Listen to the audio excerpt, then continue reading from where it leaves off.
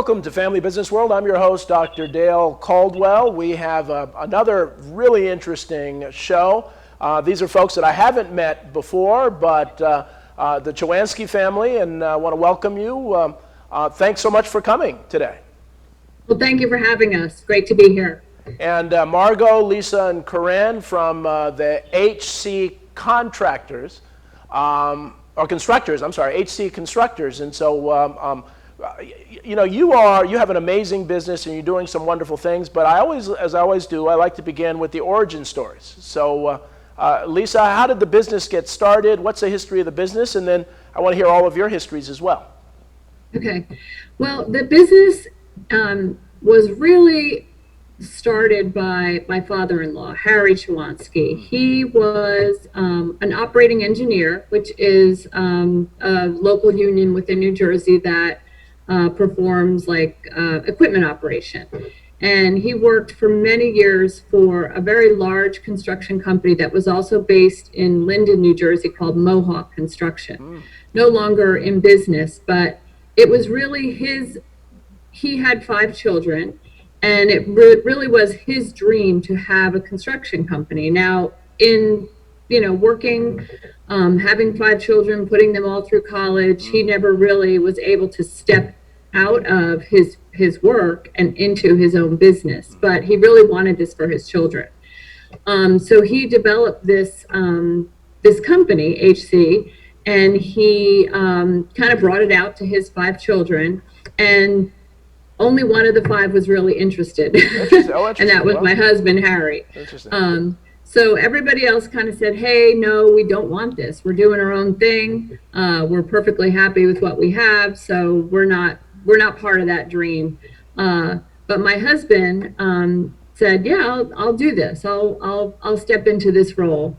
And at the time, I was working for Johnson & Johnson. So, we both grew up here in New Jersey. I was working for a New Jersey-based corporation for 10 years. And at the point in time, we had 3 small children. I was doing a ton of traveling for J&J. And Harry said to me, you know what, let's combine forces here and, take this company to the next level. So that's what we did. At the time, Corrine was 1 year old when that happened. So we've been in business for a while. And that's kind of how it all started. And from that point on, that was in 1997, although the company was established in the 1980s. From that point on, we just kind of didn't look back and continued to grow the business to where it is today. Wonderful. Again, I just love the family business stories. And so Lisa, now where did you go to school before you got into J&J?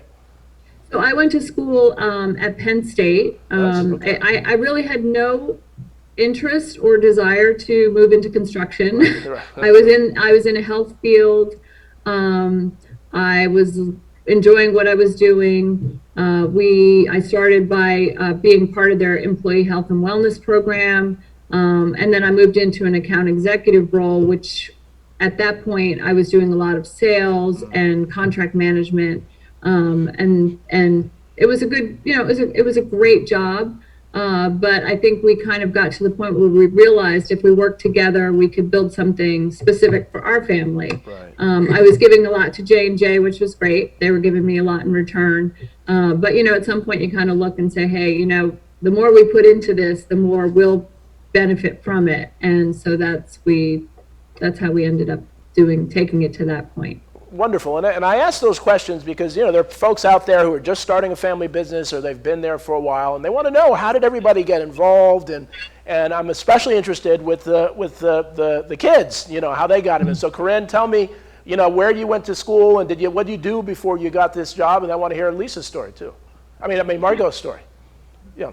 I went to Marymount Manhattan, which is a small liberal arts school in Manhattan, obviously, and I was a dance major there, and I also had a double major in business. So my whole childhood was really focused on ballet, which was really awesome and nice. But then when I graduated, well, that's a perfect training for construction. So ballet, same thing. So it is very nimble on my feet, so it's good.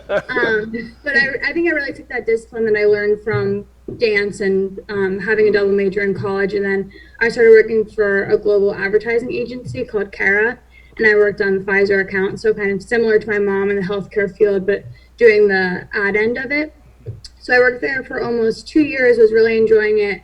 It was great during the pandemic because we held our job the entire time because we had a lot of work to do for them. But then I just kind of came to a point in time where my sister Margo was working for HC. And I think I really wanted to go into that you eat what you kill mentality. And I really wanted to work hard for myself and see that return similar to how you felt. So then quit my job there and started working for the family business. So I'm currently the marketing manager here. Wonderful, but that's great training. And so Margo, tell me your story now. Did you first work out of college? Where'd you go to college, and how'd you get into HC? So I went to Florida Southern, which is in Lakeland, Florida. It's right between Tampa and Orlando. And to be honest, I mainly went there because I got on the soccer team there, and I got a small scholarship educationally. And I was kind of always undecided throughout college. I always majored in business. And then toward the ends of college, I ended up interning with a large general contracting firm down in Florida. And I kind of was mentored by their safety director, and I got really into health and safety in regard to construction and OSHA regulations and things like that. And then near my graduation, both my parents kind of said, we haven't had a health and safety manager here for a few years. Why don't you come manage that for us? And so when I graduated, I started doing that a few months after graduation. And to be honest, I just really loved it, and I loved the responsibility. And same to what they said, whatever you put in, you're going to see the results of that. So it's a really great and rewarding thing. Well, wonderful. I mean, you're just an amazing family. And one of the reasons I do this show, and I'm obviously at Fairleigh Dickinson University, and we've created something we call the Family Business Week, which is the fourth week in October, is that family businesses are really the backbone of America, and just what you've done and what you do there. And as we went through the pandemic, people don't realize that when family businesses are shuttered, everybody's unemployed. And it's particularly hard, on family businesses. So first, I want you to tell the audience a little bit about your business, what you do, and then tell me what's gone on over the pandemic. So HC Constructors is a heavy civil site contractor. We do a lot of underground excavation, grading. We do concrete work. We do underground utility. Kind of all the underground infrastructure that happens before the building goes up. So we're putting pipes in the ground, we're putting concrete in the ground, we're doing foundations. We do a lot of work for the utilities. We do a lot of work for pharmaceuticals in New Jersey, which is why safety is so high, is a real high priority for our organization, because the standards at the pharma plants are very high. So that's the type of work that we do.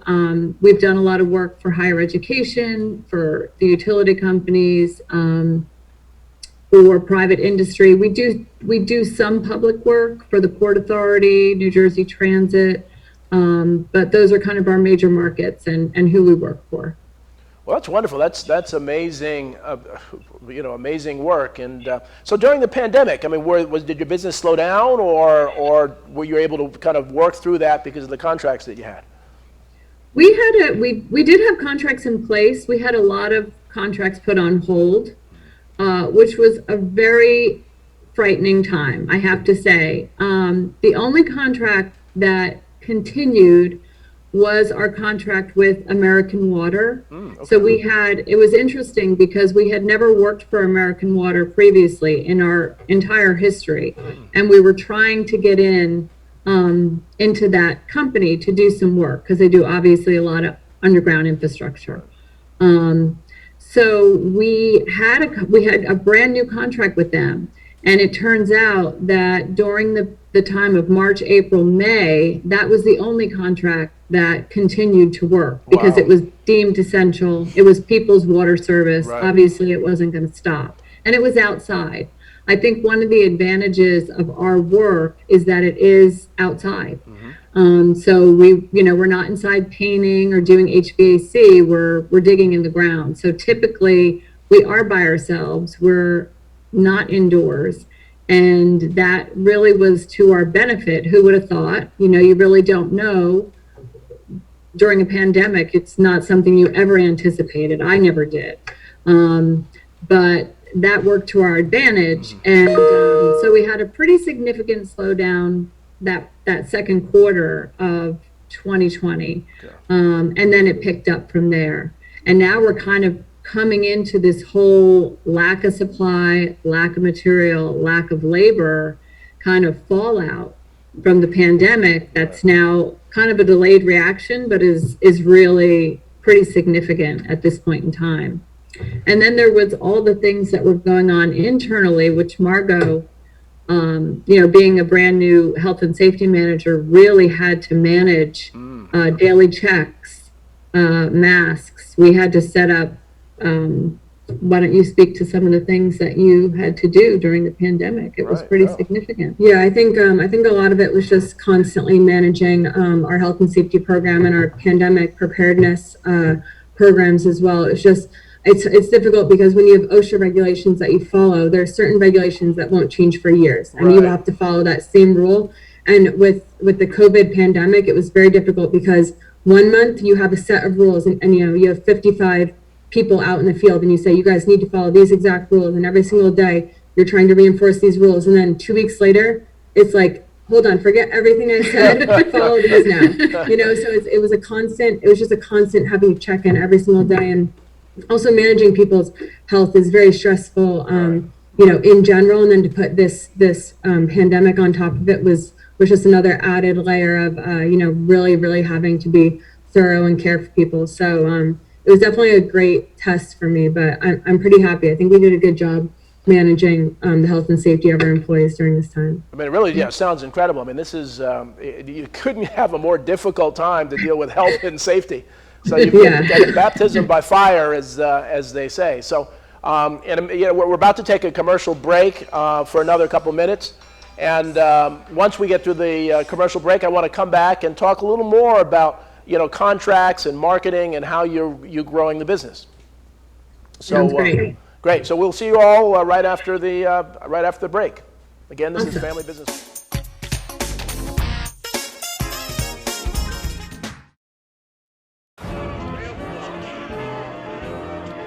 Boardwalks built for fun. Legendary rock and roll clubs. This is how we do it. Hip hip hop. Casinos by the ocean. Hip hip hop. Now that's New Jersey. 130 miles of beautiful beaches, solid rock, and everything in between. Look in the window. Now that's New Jersey.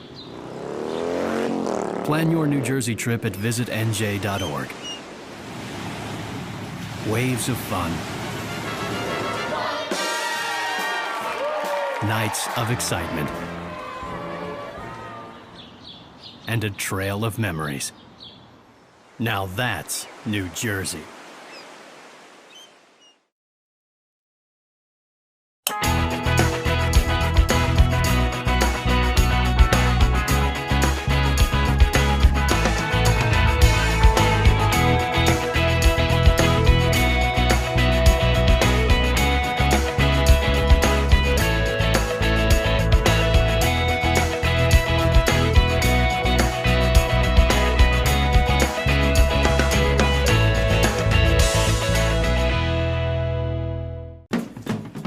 This plus this equals this plus this and this.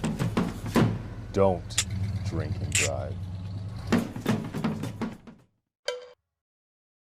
So, I'm kind of new here, but I've noticed a trend.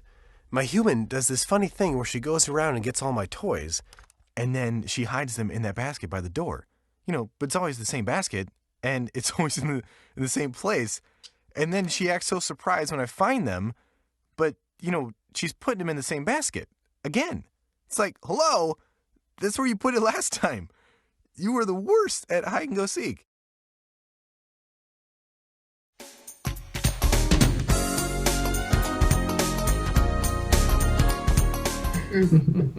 Welcome back to Family Business World. I'm your host, Dr. Dale Caldwell. We're with HC Constructors. And so I want to, really, you have an amazing business, and you've done a great job weathering the storm, if you will, the pandemic storm.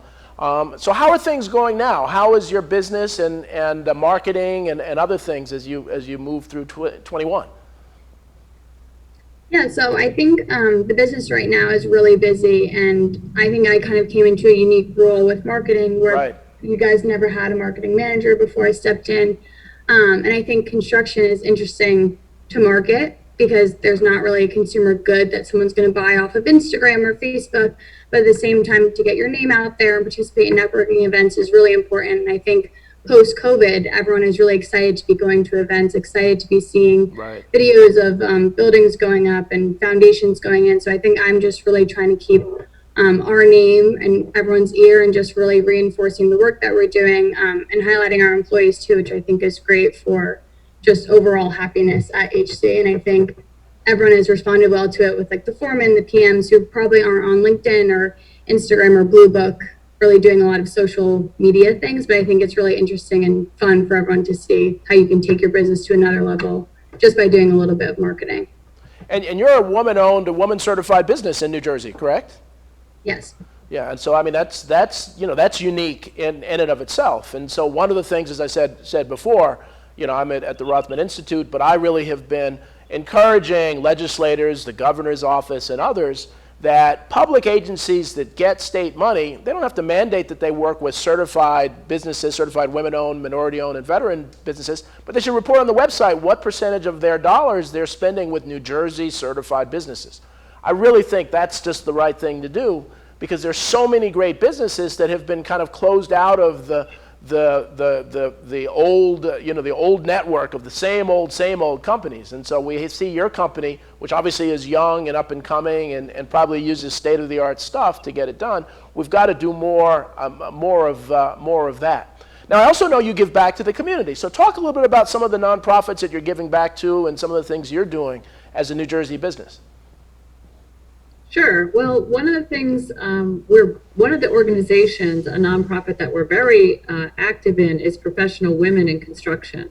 So that's a very unique organization that helps support, connect, and kind of integrate women into, just to provide them with their own networks within the construction industry. Women make up, I think it's 9% of construction currently. Wow. So we are definitely underrepresented in the industry. And it just gives us, I've taken a leadership role with that organization for quite a few years just to try and build the organization and to really reach out to people within. It's a difficult task because it's hard to find the women in construction. But that's one thing that we've all been very active in and continue to invest ourselves in that organization in an effort to really grow attention to the women that are in construction and their contributions to that industry.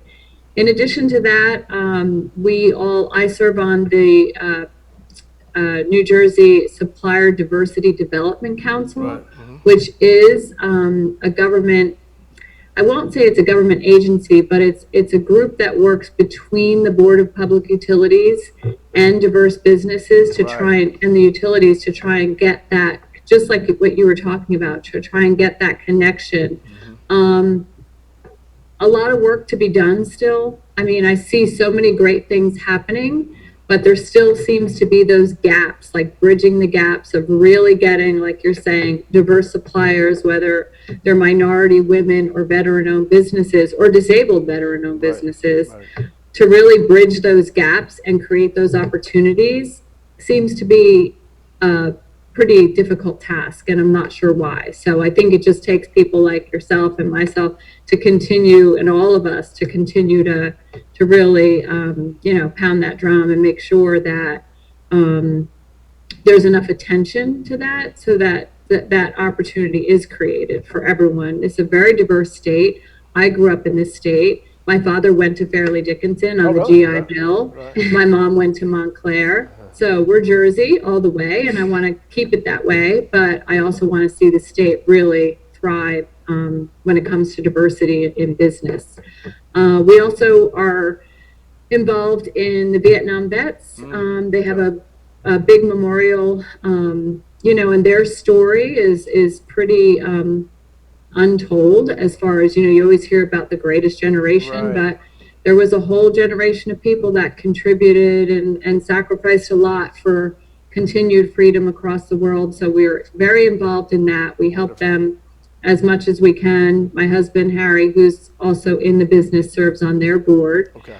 And we've done some work for food pantries recently. That's been kind of a high need area for during this pandemic is supporting food pantries and just moving their food. There's a lack of truck drivers right now, so we have truck drivers, and they need us to move, just to get this food to where it needs to go seems to be a bit of a challenge. So we've done all that. We'll continue to do that. We're vested here.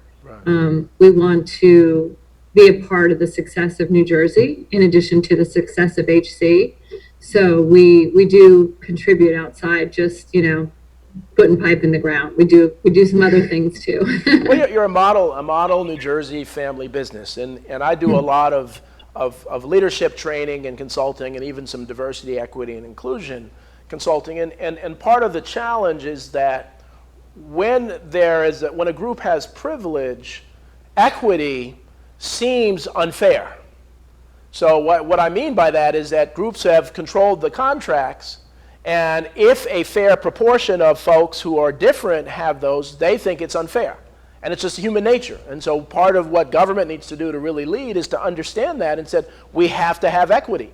And which means that we have to be fair. And it's good for New Jersey to have a whole bunch of different people doing things. All the research shows diverse teams, perform much, much better. So, but one of the things I've worked with a lot of underrepresented groups over the last year, and one of the secrets that, as much as we hate Zoom and all the other video platforms, that has become a very powerful tool to connect people.